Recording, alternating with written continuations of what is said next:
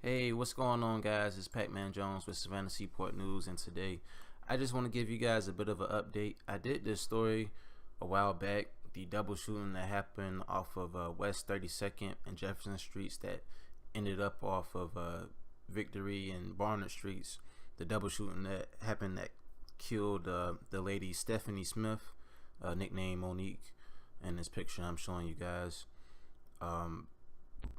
Where the lady, she was found in her car. Both ladies were found in the car shot, and Stephanie died of her injuries like 3 days later. And they actually found the people that was involved in the shooting. The Bryan County Task Force arrested Javon Jackson, who was 19, at his Ella Bell residence on Tuesday, and they also found his brother, Rodney Smit. He's an 18-year-old.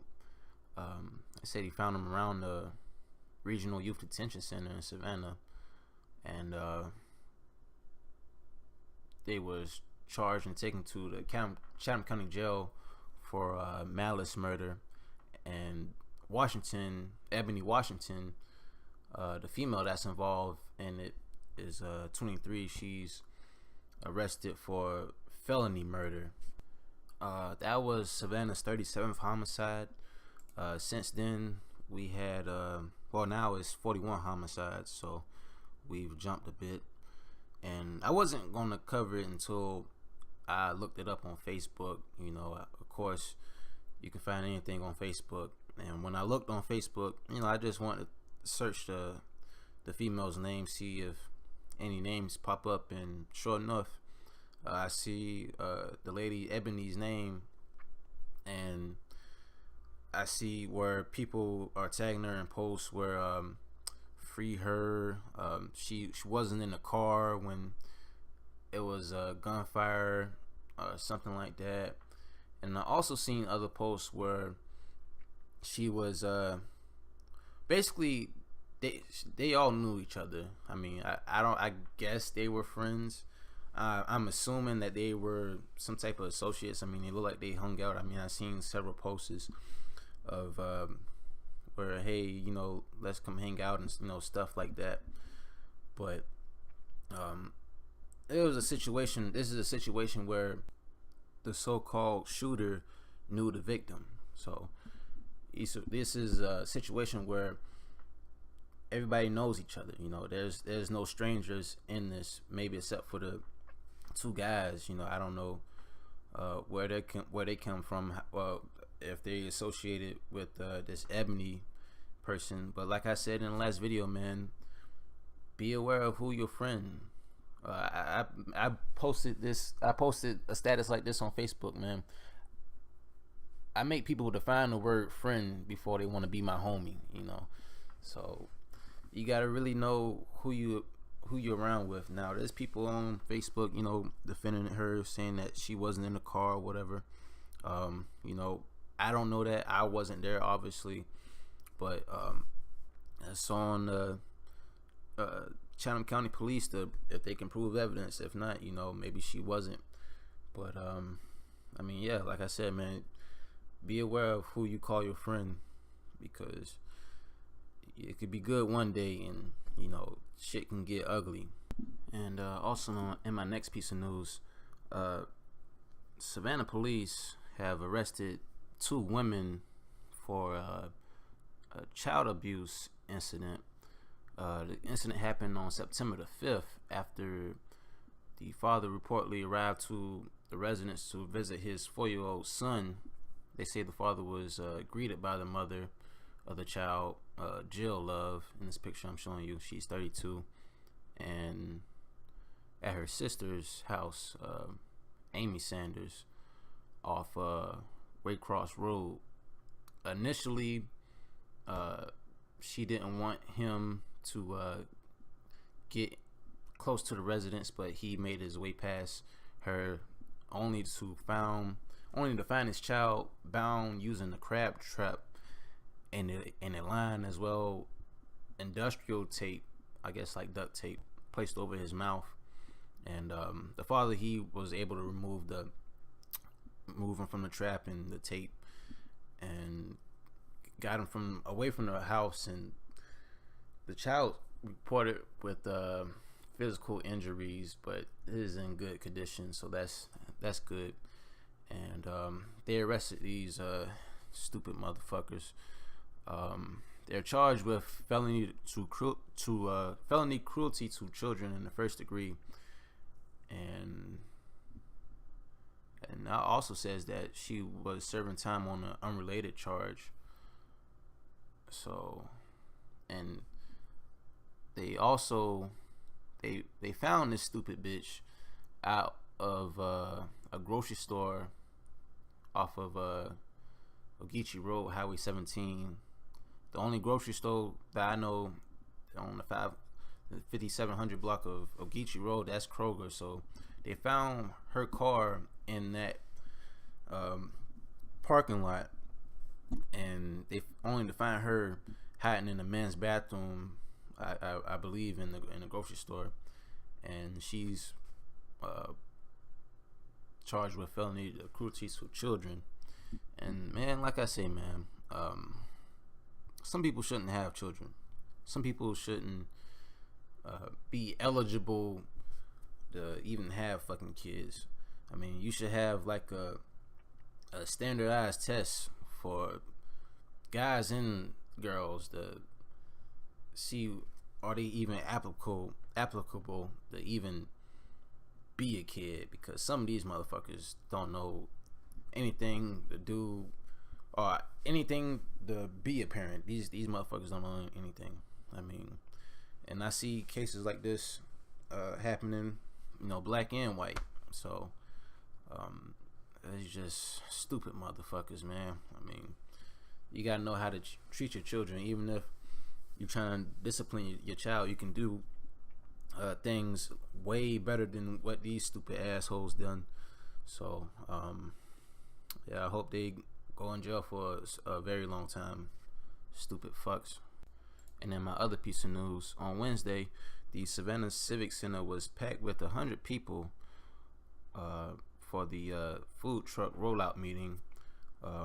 The Chatham County Health Department officials were there, and city staffers was there, just explaining to people that want to operate food trucks how they can be permitted, the steps they can go through, some of the regulations, things that, some of the rules, just basically what they was really going over. Basically, you got to be 200 feet away from any restaurant, and you got to be in a designated public space during certain hours. And also, they were saying that they will have a lottery at the beginning of next year, I believe, January the 15th, where whoever is the winner of that lottery, that person that owns that food truck can operate in, like, I believe, in multiple places, or like high traffic places where people come through, like such as like Daffin Park and like certain other places like downtown, where they'll have like one specific food truck in that area where nobody else can touch that area but that specific food truck. And I think that's a good idea. Vecino's Pizza, they're getting on the action as well. They're having a food truck in the process as well. I mean, hopefully I see some good things, man. I already know what I want to see. I want to see give me some shrimp. I like shrimp. I like seafood. So if somebody can make like a seafood food truck, man, you'll see me downtown eating up all the time. So I mean, it's some good ideas, man. There's a lot of people that's already planning out, and I believe the application fee is like $150 or something like that. But yeah, it's a good idea, man. It needs to come real soon. I'm hungry for it. And I talked to the guy that was reporting in this story, Robert Cantonese. He works with WTGS. That's Fox. And I asked him at the end. He said there was a few concerns with the food trucks with from other people. And I asked him, what was the concern? And he just was saying it was like very few they just felt like it was a money machine for the city. And I'm just like, well, when you think about it, Savannah is behind on a lot of things. I mean, when you compare Savannah to Atlanta, you know, of course we behind from Atlanta because, you know, that's the capital and they got other stuff going on in Atlanta, you know, every day. But I mean, I feel like if it increase more revenue for the city, I mean, of course they're going to get taxed for it. So I mean, it's not a 100% free service. So I mean, as long as the city is making money off of it, I don't see any wrong in it. And then my last piece of news, Savannah Chatham narcotics team arrested a 36-year-old Jabril Taco Flacco Whitehead of Savannah. Agent seized multiple forms of controlled substances to cocaine, ecstasy. They found some marijuana. They found some scales. They also seized 2 firearms. One of them was reported stolen and $42,000. Wow, he had them bands. But anyway, they found him early Wednesday afternoon at the 200 block of Seminole Street. That's right behind White Bluff. I believe that's Paradise Park area. I believe that's Paradise Park area. And he was on parole at the time, and he already been arrested by CNT, so he was already hot. So I mean, damn, I mean, he's gonna be in jail for a long time. He already had a drug conviction he was already on parole for, so now he's already caught with that. I mean, he's gonna be sitting for, I mean, they tell these guys, I mean, I talked to a few of these guys, you know, a few guys that sell meth, you know, that I used to work with, and they tell these guys, man, do 18, serve 10. And I'm just like, Jesus fucking Christ, man. I mean, that's a lot of time, you know. 10 years from now, you get out from doing this shit, it'll be 2026. You know, Savannah be different, the whole state of Georgia be different. I mean, everything be different by the time you do that. So, you know, guys that's in the game, man, you know, learn when to quit. I mean, this guy, he was up by 24 points. You know, he still didn't want to quit. So, I mean, you know, it's just learn your limitations. That's all. But guys, that's all I have for today. I'll post more updates when things progress in the city. But that's all for today, guys. It's Pac-Man Jones with Savannah Seaport News, and I'm out.